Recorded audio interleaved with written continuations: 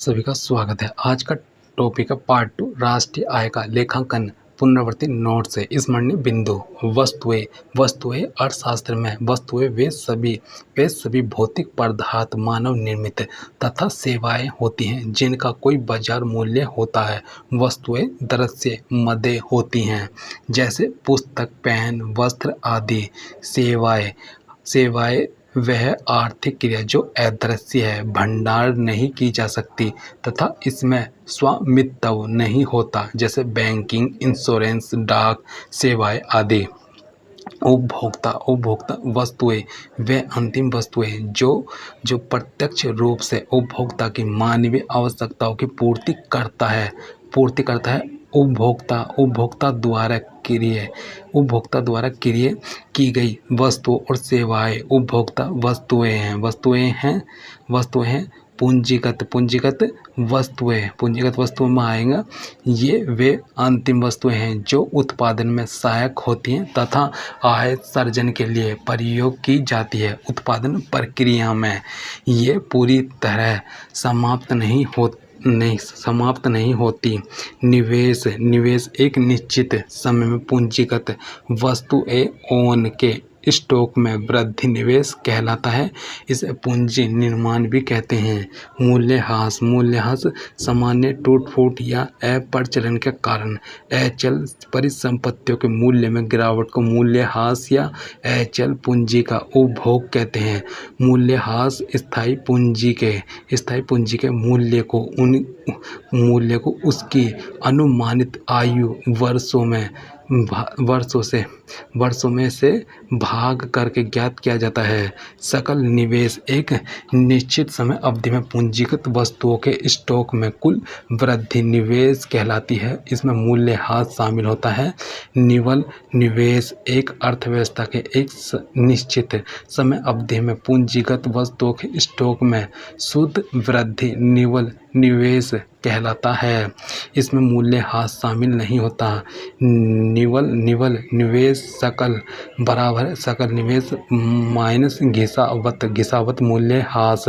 हस्तांतरण भुगतान यह एक पक्षीय भुगतान होते हैं जिनके बदले में कुछ नहीं मिलता बिना किसी उत्पादन सेवा के समाप्त आय, जैसे वृद्धावस्था पेंशन, कर, छात्रवृत्ति आदि। पूंजीगत लाभ इसमें पूंजीगत संपत्तियों तथा वित्तीय संपत्तियों के मूल्य में वृद्धि जो समय बीतने के साथ होती है। यह क्रिया मूल्य से अधिक मूल्य होता है। यह संपत्ति की बिक्री के समय प्राप्त होता है। कर्मचारियों का पारिश्रमिक संसाधन द्वारा उत्पादन प्रक्रिया के उत्पादन में की गई साधन सेवाओं के लिए किया गया भुगतान। नगर व वस्तुएं कर्मचारियों का पारिश्रमिक कहलाता है। इसमें वेतन, मजदूरी, बोनस, संयोजक द्वारा सामाजिक सुरक्षा में योगदान शामिल होता है। परिचालन अधिशेष उत्पादन प्रक्रिया में श्रम को कर्मचारियों का पारिश्रमिक का भुगतान करने के पश्चात जो राशि बचती है यह किराया, ब्याज व लाभ का योग होता है। चालू कीमत पर राष्ट्रीय आय व स्थिर कीमत पर राष्ट्रीय आय। चालू कीमतों पर राष्ट्रीय आय जब किसी वर्ष में उत्पादित अंतिम पदार्थ व सेवाओं का मूल्य उसी बाजार की कीमतों पर आंका जाता है तो उसे चालू कीमतों पर राष्ट्रीय आय कहते हैं। स्थिर कीमतों पर राष्ट्रीय आय जब किसी वर्ष में उत्पादित अंतिम पदार्थ व सेवा का मूल्य आधार वर्ष की कीमतों पर आंका जाता है तो स्थिर कीमतों पर राष्ट्रीय आय कहते हैं। मध्यवर्ती वस्तुएं व अंतिम वस्तुएं इसमें आ जाएगा है। इसमें है फर्स्ट मध्यवर्ती वस्तुएं वे वस्तुएं हैं जो एक लेखा वर्ष में फर्स्ट है उत्पादन में कच्चे माल के रूप में उपयोग के लिए या पुनः बिक्री के लिए खरीदी जाती है। मध्यवर्ती वस्तुएं कहलाती हैं। अंतिम वस्तुएं वे वस्तुएं जो फर्स्ट उपभोक्ताओं द्वारा उपभोग के लिए या उत्पादकों द्वारा निवेश के लिए उपलब्ध होती है अंतिम वस्तुएं कहलाती हैं। राष्ट्रीय आय की गणना में केवल अंतिम वस्तुओं का मूल्य शामिल किया जाता है, मध्यवर्ती वस्तुओं का नहीं, क्योंकि ये पहले ही अंतिम वस्तु में शामिल होती हैं। प्रवाह एवं स्टॉक अवधारणाएं। इसमें प्रवाह चर प्रवाह एक ऐसी मात्रा है जिसे समय अवधि जैसे घंटे, दिन, सप्ताह, मास, वर्ष आदि के आधार पर मापा जाता है। प्रवाह के उदाहरण व्यय, बचत, पूंजी निर्माण, मूल्य व पूंजी ह्रास, ब्याज, मुद्रा की पूर्ति में परिवर्तन। स्टॉक एक ऐसी मात्रा है जो किसी निश्चित समय बिंदु पर मापी जाती है। स्टॉक के उदाहरण संपत्ति, विदेशी ऋण की मात्रा, उपस्कर आदि। फिर आर्थिक घरेलू सीमा में आएगा। आर्थिक सीमा से अभिप्राय किसी देश की सरकार द्वारा प्रशासित उस भौगोलिक सीमा से है जिसमें व्यक्ति, वस्तु तथा पूंजी का प्रवाह निवधि रूप से होता है। आर्थिक सीमा क्षेत्र इस राजनीतिक, समुद्री व हवाई सीमा, विदेशों में स्थित दूतावास, वाणिज्य दूतावास, सैनिक प्रतिष्ठान, राजनयिक भवन आदि। फिर इसमें आएगा, इसमें है जहाज तथा वायुयान जो दो देशों के बीच आपसी सहमति से चलाए जाते हैं। मछली पकड़ने की नौका ये तेल व गैस निकालने वाले या तथा तैरने वाले प्लेटफॉर्म जो देशवासियों द्वारा चलाए जाते हैं। देश के सामान्य निवासी एक देश के निवासी से आशय उस व्यक्ति या संस्था से है जो सामान्य उस देश में रहता है जिसमें उसके आर्थिक हित केंद्रित होते हैं। अचल पूंजी का उपभोग या मूल्य ह्रास, सामान्य टूट फूट व प्रायश्चित अप्रचलन के कारण अचल परिसंपत्तियों के मूल्य में गिरावट को स्थायी पूंजी का उपभंग कहते हैं। साधन लागत और बचत कीमत FC प्लस शुद्ध अप्रत्यक्ष कर NIT बराबर MP। उत्पादन के साधनों की किसी वस्तु के उत्पादन में योग देने के बदले में जो कुछ भुगतान किया जाता है उसे साधन लागत कहते हैं। बाजार कीमत जिस कीमत पर एक वस्तु बाजार में खरीदी या बेची जाती है वस्तु की बाजार कीमत कहलाती है। विदेशों से शुद्ध साधन आय देश के सामान्य निवासियों द्वारा शेष वित्त की प्रदान की गई साधन सेवाओं से आय घटा शेष निवेश द्वारा उन्हें प्रदान की गई सेवाओं से आय को विदेशों से शुद्ध साधन आय कहते हैं।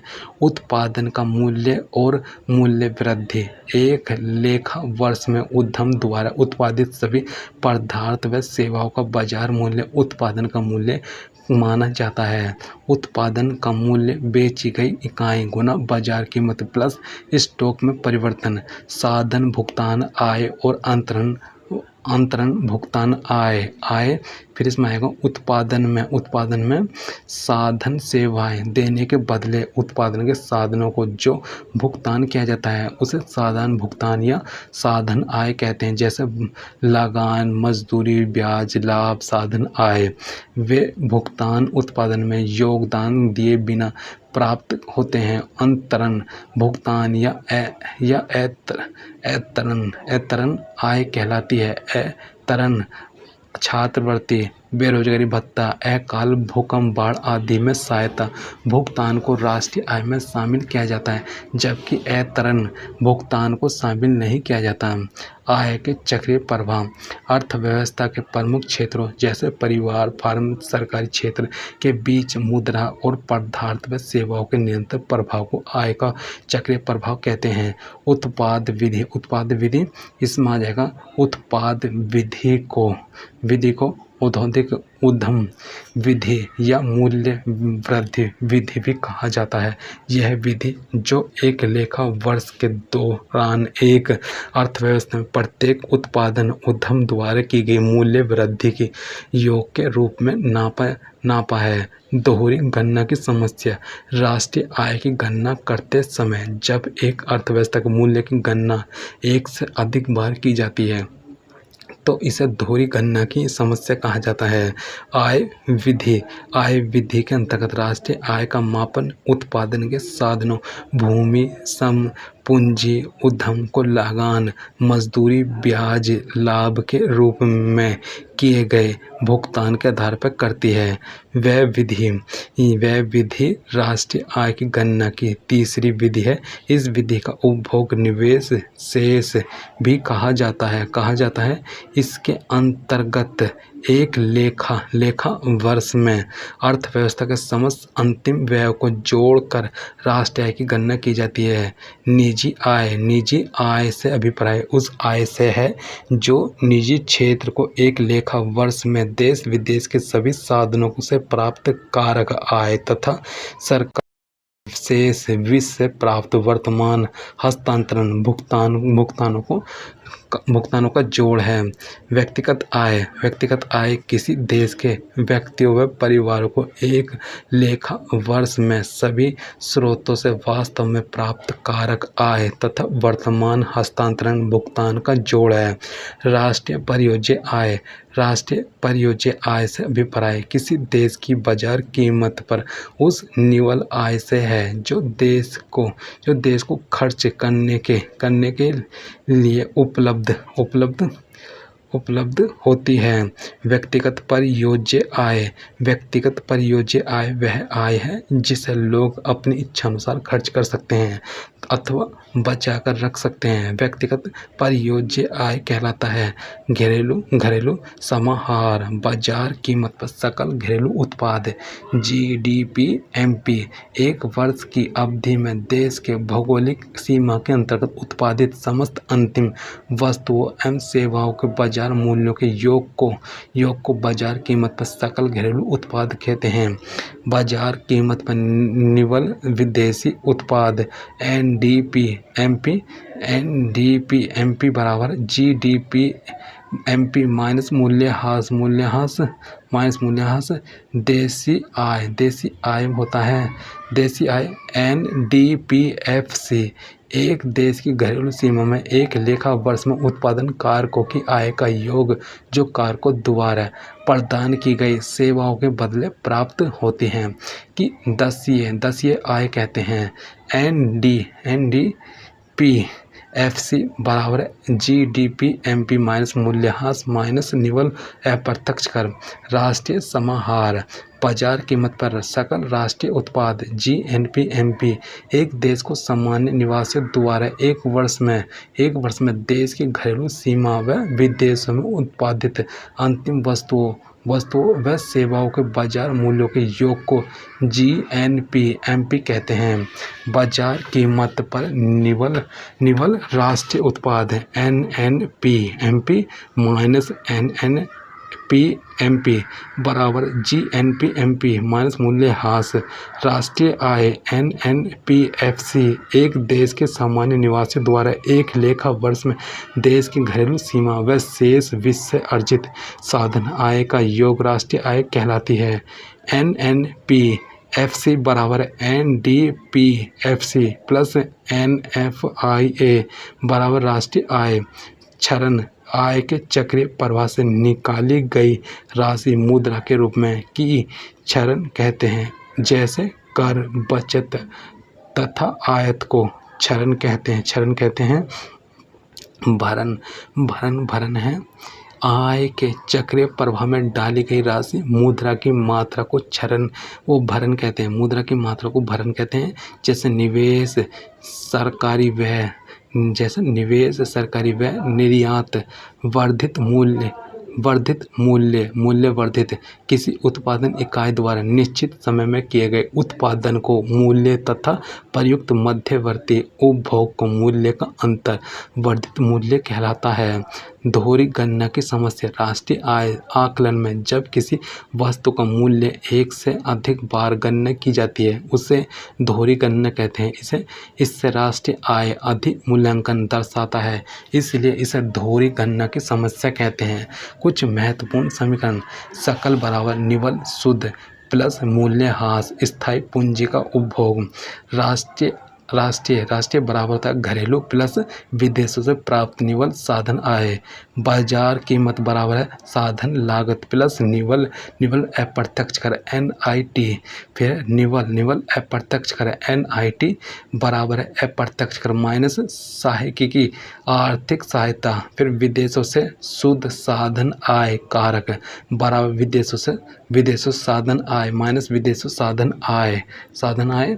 फिर इसमें आएगा राष्ट्रीय आय अनुमानित मापने करने की विधियाँ। आय विधि। प्रथम चरण साधन लागत पर निवल घरेलू उत्पाद या निवल घरेलू साधन आय NDPFC क्रम बराबर कर्मचारियों का पारिश्रमिक प्लस परिचालन अधिशेष प्लस स्वयं नियोजितों की मिश्रित आय। द्वितीय चरण में आएगा। द्वितीय चरण में है साधन लागत। द्वितीय चरण साधन लागत पर निवल राष्ट्रीय उत्पाद या राष्ट्रीय आय बराबर साधन लागत पर निवल घरेलू उत्पाद प्लस विदेशों से प्राप्त निवल साधन आय NNPFC बराबर NDPFC प्लस NFIA। फिर उत्पाद विधि वर्धित मूल्य विधि। प्रथम चरण बाजार कीमत पर सकल घरेलू उत्पाद बराबर प्राथमिक क्षेत्र द्वारा सकल वर्धित मूल्य प्लस द्वितीयक क्षेत्र द्वारा सकल वर्धित मूल्य प्लस तृतीयक क्षेत्र द्वारा सकल वर्धित मूल्य या बाजार कीमत पर सकल घरेलू उत्पाद GDP/MP बराबर बिक्री प्लस स्टॉक में परिवर्तन माइनस मध्यवर्ती उपभोग। द्वितीय चरण में आएगा। द्वितीय चरण में बाजार कीमत पर निवल घरेलू उत्पाद NDPMP बराबर बाजार कीमत पर सकल घरेलू उत्पाद GDPMP माइनस मूल्यह्रास। तृतीय चरण है साधन लागत पर निवल घरेलू उत्पाद NDPFC बराबर बाजार कीमत पर निवल घरेलू उत्पाद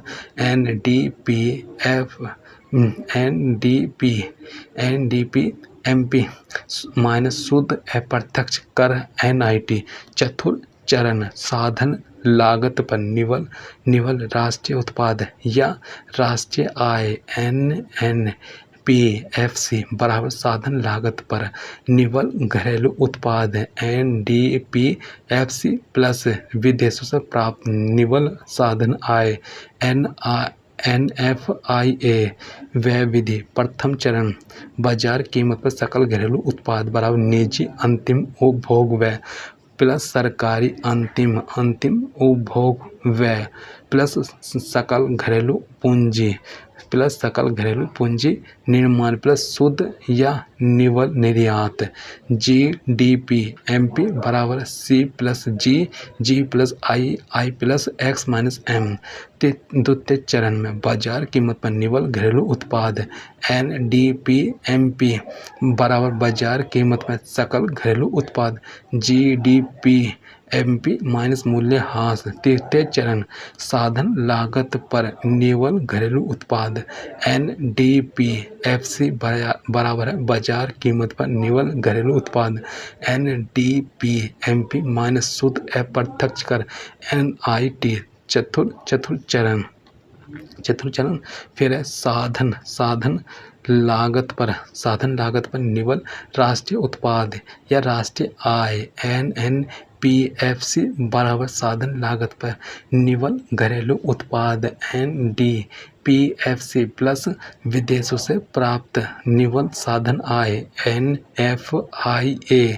विदेशों से प्राप्त निवल साधन आय NFIA देश के सामान्य निवासियों द्वारा विदेशों को प्रदान की गई साधन सेवाओं से प्राप्त आय तथा विदेशों को दी गई साधन आय के बीच के अंतर को विदेशों से प्राप्त निवल साधन आय कहते हैं। इनके निम्न घटक होते हैं। फर्स्ट है कर्मचारियों का निवल पारिश्रमिक संपत्ति तथा उद्यमवर्ती से निवल आय तथा विदेशों से निवासी कंपनियों की शुद्ध अप्रतिधारित आय। चालू हस्तांतरण वह गैर अर्जित आय जो देने वाले डोनर के चालू आय में से निकलता है और प्राप्त करने वाले के चालू आय में जोड़ा जाता है, उसे चालू हस्तांतरण आय कहते हैं। पूंजीगत हस्तांतरण वह गैर अर्जित आय जो देने वाले के धन तथा पूंजी से निकलता है तथा प्राप्त करने वाले के धन तथा पूंजी में शामिल होता है, उसे पूंजीगत हस्तांतरण कहते हैं। मूल्यवर्धित या उत्पाद विधि के अनुसार घटकों का संक्षेपित सार। प्राथमिक क्षेत्र द्वारा मूल्य वर्धित बराबर है उत्पाद का मूल्य माइनस मध्यवर्ती उपभोग। फिर द्वितीयक क्षेत्र द्वारा मूल्य वर्धित उत्पाद का बराबर उत्पाद का मूल्य माइनस मध्यवर्ती उपभोग। तृतीयक क्षेत्र द्वारा मूल्य वर्धित उत्पाद का मूल्य वर्धित उपभोग। फिर उत्पादन का मूल्य बराबर बिक्री प्लस स्टॉक में परिवर्तन, बाजार कीमत गुना बेची गई मात्रा प्लस स्टॉक में परिवर्तन। टिप्पणी है, स्टॉक में परिवर्तन बराबर अंतिम स्टॉक माइनस प्रारंभिक स्टॉक। वह विधि के अनुसार बाजार कीमत पर सकल घरेलू उत्पाद के घटकों का संक्षिप्त सार। निजी अंतिम उपभोग व्यय, सरकारी अंतिम उपभोग व्यय, सकल घरेलू पूंजी निर्माण, सकल सार्वजनिक निवेश, सकल आवासीय निर्माण निवेश, सकल व्यावसायिक निवेश। फिर है इन्वेंट्री निवेश, शुद्ध निर्यात, सकल घरेलू उत्पाद। सामान्यतः सकल घरेलू उत्पाद एवं कल्याण में प्रत्यक्ष संबंध होता है। उच्चतर जीडीपी का अर्थ है वस्तु एवं सेवाओं के अधिक उत्पादन का होना। इसका तात्पर्य है कि वस्तु एवं सेवाओं की अधिक उपलब्धता, परंतु इसका अर्थ यह निकालना कि लोगों का कल्याण पहले से अच्छा है आवश्यक नहीं है। दूसरे शब्दों में उच्चतर जीडीपी का तात्पर्य लोगों के कल्याण में वृद्धि होना आवश्यक नहीं है। जीडीपी दो प्रकार का होता है। वास्तविक जीडीपी एक देश का भौगोलिक सीमा के अंतर्गत एक वर्ष की अवधि में उत्पादित सभी अंतिम वस्तुओं एवं सेवाओं का यदि मूल्यांकन आधार वर्ष की कीमतों स्थिर कीमतों पर किया जाता है तो उसे वास्तविक सकल घरेलू उत्पाद कहते हैं। इसे स्थिर कीमतों पर सकल घरेलू उत्पाद भी कहते हैं। यह केवल उत्पादन मात्रा में परिवर्तन के कारण परिवर्तित होता है। इस आर्थिक विकास का एक सूचक माना जाता है। मौद्रिक जीडीपी एक देश को भौगोलिक सीमा को अंतर्गत एक वर्ष की अवधि में उत्पादित सभी अंतिम वस्तुओं एवं सेवाओं का यदि मूल्यांकन चालू वर्ष की चालू कीमतों पर किया जाता है तो उसे मौद्रिक जीडीपी कहते हैं। इसे चालू कीमतों पर जीडीपी कहते हैं। यह उत्पादन मात्रा तथा कीमत स्तर दोनों में परिवर्तन से प्रभावित होता है। इसे आर्थिक विकास का एक सूचक माना जाता है। मौद्रिक जीडीपी का वास्तविक जीडीपी में रूपांतरण। वास्तविक जीडीपी बराबर मौद्रिक जीडीपी, कीमत सूचक गुना 100। फिर सूचक चूँकि कीमत सूचकांक चालू कीमत अनुमानों को घटाकर स्थिर कीमत अनुमान के रूप में लाने हेतु एक अपस्फायक की भूमिका अदा करता है, इसलिए इसे सकल घरेलू उत्पाद अपस्फायक कहा जाता है। फिर इसमें है कल्याण, इसका तात्पर्य लोगों के भौतिक सुख सुविधाओं से है। यह अनेक आर्थिक एवं गैर आर्थिक कारकों पर निर्भर करता है।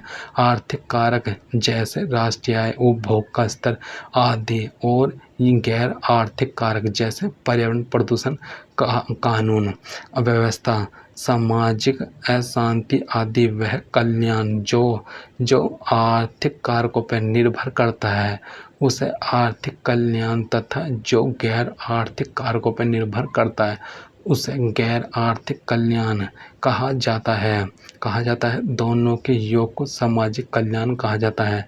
निष्कर्ष, दोनों में अर्थात जीडीपी एवं कल्याण में प्रत्यक्ष संबंध है, परंतु यह संबंध निम्नलिखित कारणों से अपूर्ण एवं अधूरा है। जीडीपी को आर्थिक कल्याण के सूचक के रूप में सीमाएं निम्न हैं। बहाता है, इससे तात्पर्य व्यक्ति या फर्म द्वारा की गई उन क्रियाओं से है जिनका बुरा या अच्छा प्रभाव दूसरों पर पड़ता है, लेकिन इसके लिए उन्हें दंडित लाभान्वित नहीं किया जाता। उदाहरण, कारखानों का धुआं नकारात्मक बहाता है तथा फ्लाईओवर का निर्माण सकारात्मक बहाताएं हैं। फिर है जीडीपी की संरचना। यदि जीडीपी में वृद्धि युद्ध सामग्री के उत्पादन में वृद्धि के कारण है तो जीडीपी में वृद्धि से कल्याण में वृद्धि नहीं होगी। जीडीपी का वितरण, जीडीपी में वृद्धि से कल्याण में वृद्धि नहीं होगी। यदि आय का असमान वितरण है, अमीर अधिक अमीर हो जाएंगे तथा गरीब अधिक गरीब हो जाएंगे। गैर मौद्रिक लेन देन, जीडीपी के कल्याण को बढ़ाने वाले गैर मौद्रिक लेन देन को शामिल नहीं किया जाता।